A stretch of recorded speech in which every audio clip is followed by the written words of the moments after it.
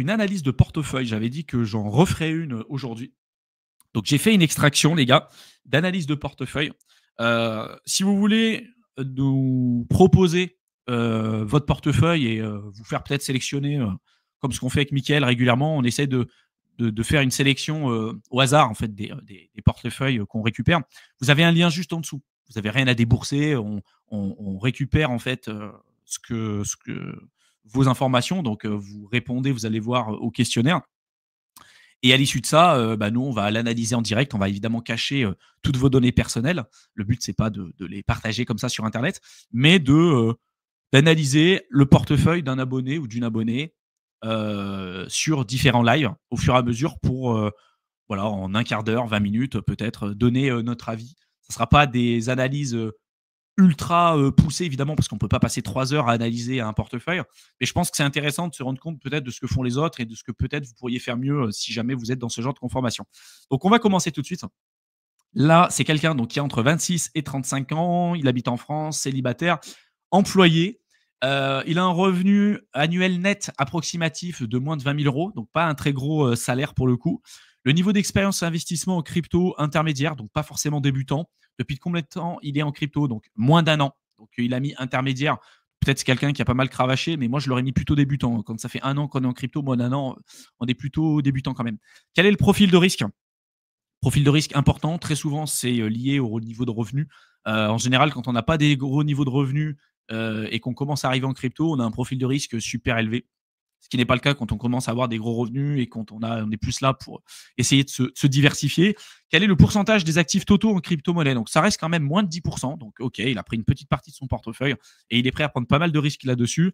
Et le montant total investi en crypto, donc moins de 20 000 euros. Donc, c'est cohérent. Hein. C'est cohérent par rapport à son profil et par rapport à ce que fait cette personne. Possédez-vous d'autres types d'actifs? Si oui, lesquels? Alors, actions, immobilier, fonds, donc actions et immobilier. Donc, OK, c'est pas quelqu'un qui a tout investi en crypto. Très bien.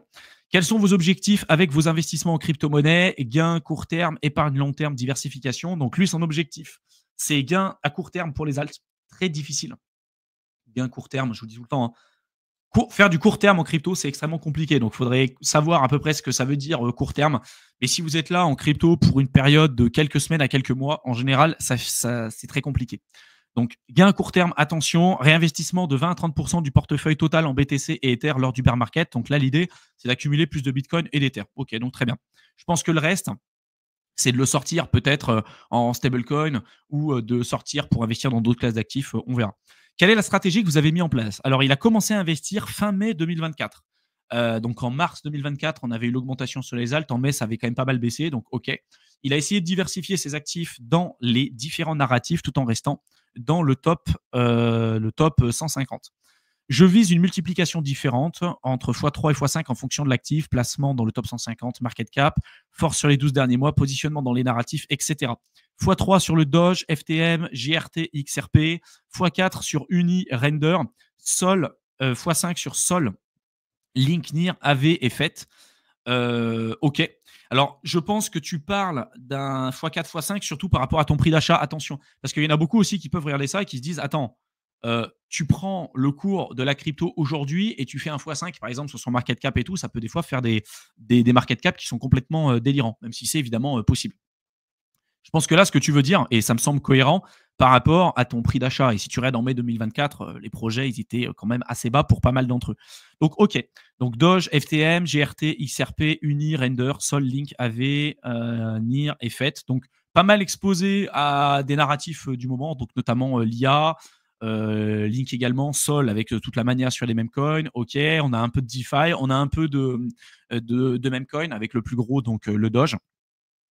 XRP, GRT, OK, ça marche. Ensuite, il dit, donc j'avais prévu de vendre par palier. Malheureusement, j'ai commencé à investir sur une application qui applique le first in, first out lors d'une vente partielle, ce qui complique beaucoup plus le calcul des gains-pertes et le rendement final. Ouais, c'est le problème de ne pas gérer ses cryptos par soi-même.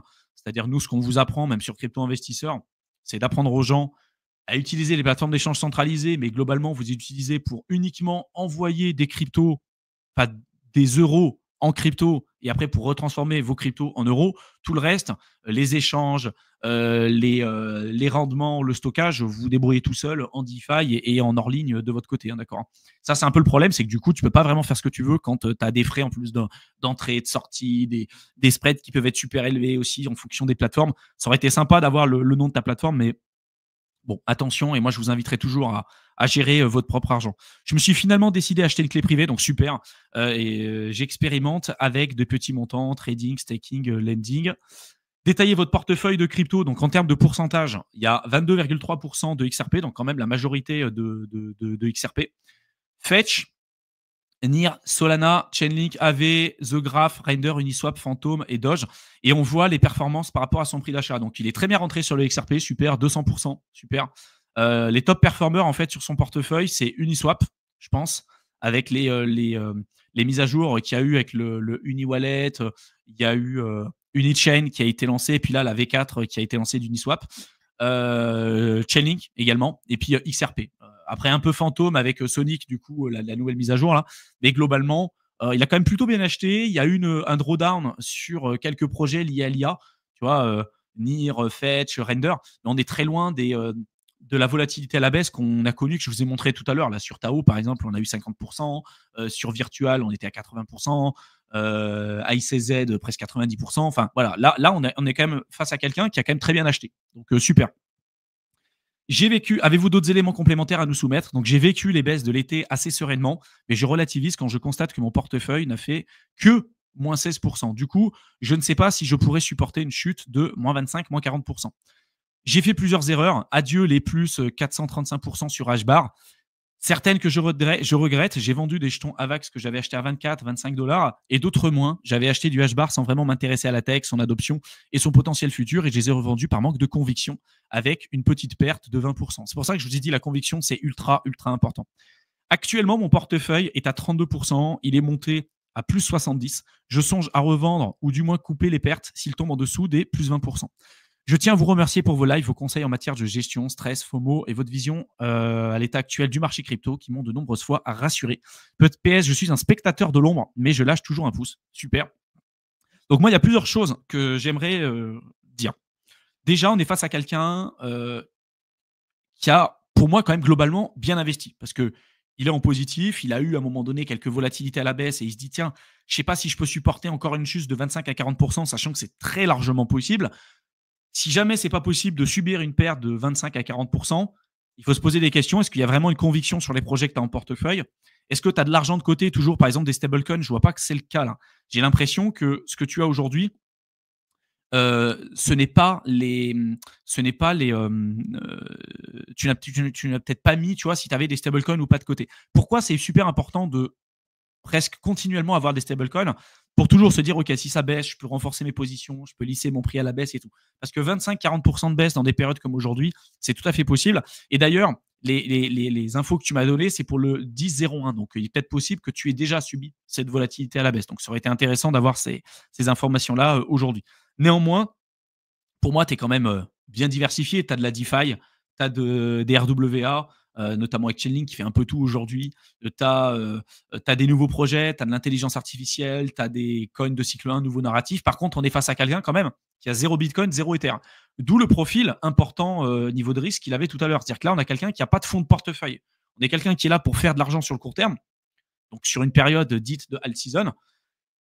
Mais si cette personne ne s'est pas vraiment préparée à ce qu'est l'alt season et ce qui fait qu'on a une alt season ou non, ce que je viens de passer presque 2 heures avec vous à vous expliquer, on peut se retrouver à se dire, en fait, je viens sur le court terme, j'ai pas besoin de cet argent tout de suite, mais peut-être que j'en aurai besoin après. Et si jamais l'alt season n'arrive pas comme prévu, comme ce que j'attends, ça me fait peur parce que c'est pas ce que j'avais convenu et c'est pas ce que j'avais espéré en allant sur le marché crypto. C'est ultra important. C'est ultra important. Parce que là, pour l'instant, il n'y a pas de signe de retournement sur les alts, en tout cas immédiatement. Donc, d'avoir encore un portefeuille comme ça qui est full alt, sans avoir les plus grosses, en l'occurrence Bitcoin et Ether, et peut-être même pas de stablecoin, quand on a ce genre de portefeuille, qui en soi n'est pas un mauvais portefeuille, on est obligé de comprendre que là, on va subir la volatilité énormément. On va vraiment subir la volatilité et qu'on est full sur le scénario alt season, quoi. Et que si on est là sur le court terme et qu'on est et qu'on est full sur le scénario Altizone et que ça n'arrive pas tout de suite, souvent, c'est des gens qui vont paniquer, qui vont, même s'ils ont bien acheté, parce que tu as quand même bien acheté, hein, tu vois, dans ce que tu as expliqué tout à l'heure, c'est des gens que quand bien même ça augmente un peu, en fait, ils ont tellement l'impression que ça va pas augmenter, ils paniquent un peu, que quand ça commence un tout petit peu à augmenter, ben, en général, ils vendent trop tôt. Ils prennent pas ou alors quand ça baisse trop vite, bah, ils prennent pas de bénéfices et puis là ils restent dans le truc pas vendu pas perdu. En fait, ils vont couper leurs gains, ils vont laisser courir leurs pertes, alors que ça serait l'inverse qu'il faudrait évidemment faire. Concernant tes targets, tu vois, quand tu fais x3 sur Doge, FTM, GRT, XRP, Uni et Sol là, par rapport au prix donc de mai 2024, c'est quelque chose qui est très largement atteignable. Après, moi je t'invite quand même à prendre du recul sur l'argent que tu investis et surtout de te dire, OK, si je gagne, je sais pas, j'ai un salaire de 20 000 euros par an et que là, ce que j'ai mis sur la crypto, admettons que ça soit 20 000 euros et que tu mets 500 balles de côté tous les mois. D'accord. Tu arrives à mettre 500 balles de côté tous les mois, ce qui est quand même plutôt pas mal hein, pour quelqu'un qui a ce genre de niveau de revenu.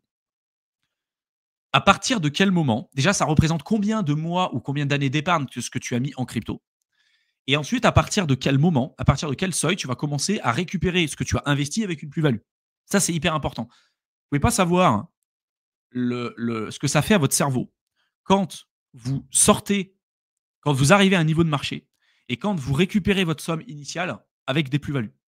C'est-à-dire que le reste, après, c'est que du bonus. Il y en a qui se disent, bah moi, je veux quand même garder 70% de mon bag et du coup, je vends 30%. Et là, il me reste 70% après pour le bull run. Mais au moins, j'ai récupéré ma somme initiale avec les plus-values. Et après, c'est bon, c'est que du bonus. Je ne peux plus perdre de l'argent. C'est bon.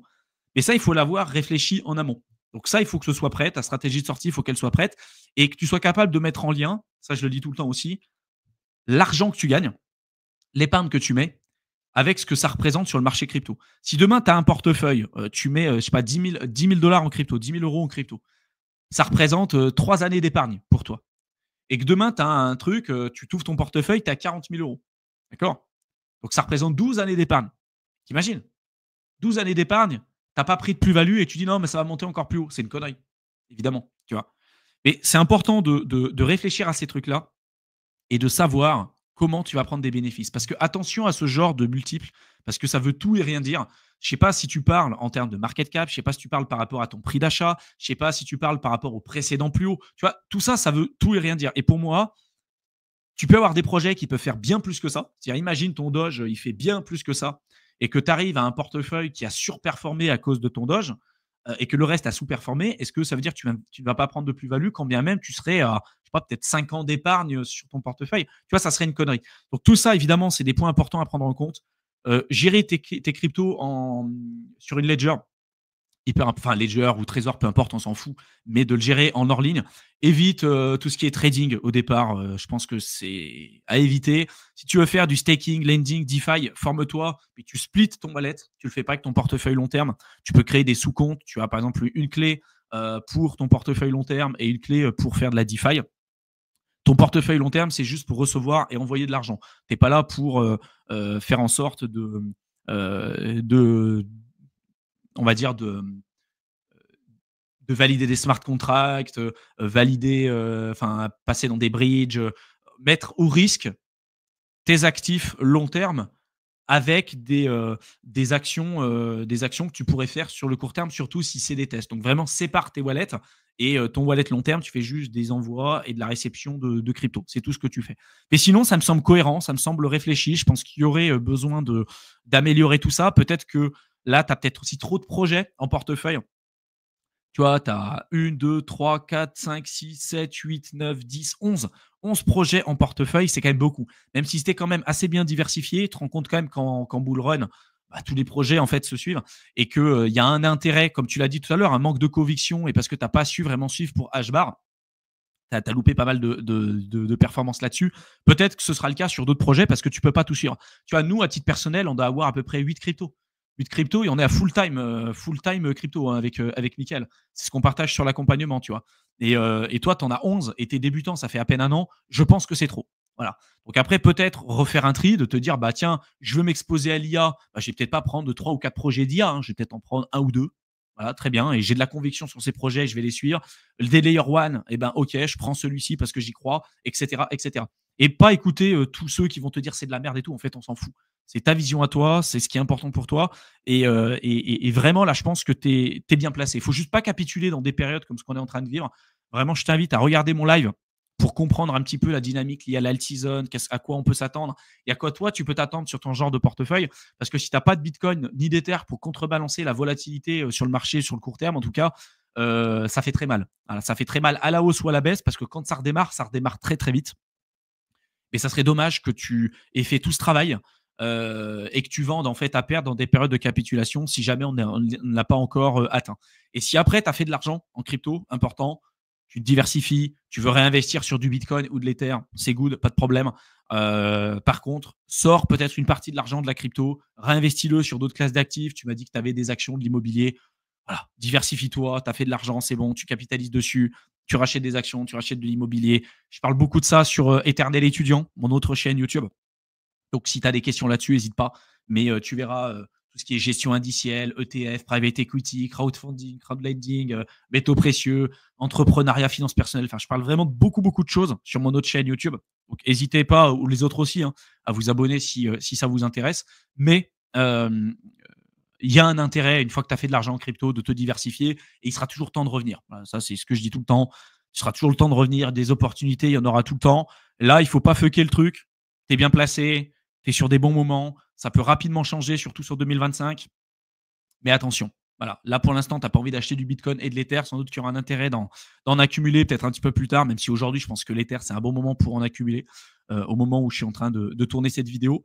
Mais il ne faut surtout pas que tu te perdes dans le bruit ambiant. Parce que c'est ça le truc, c'est que tu vas entendre alt season partout, alt season, ça va arriver, ça va arriver, ça va arriver, ça va arriver.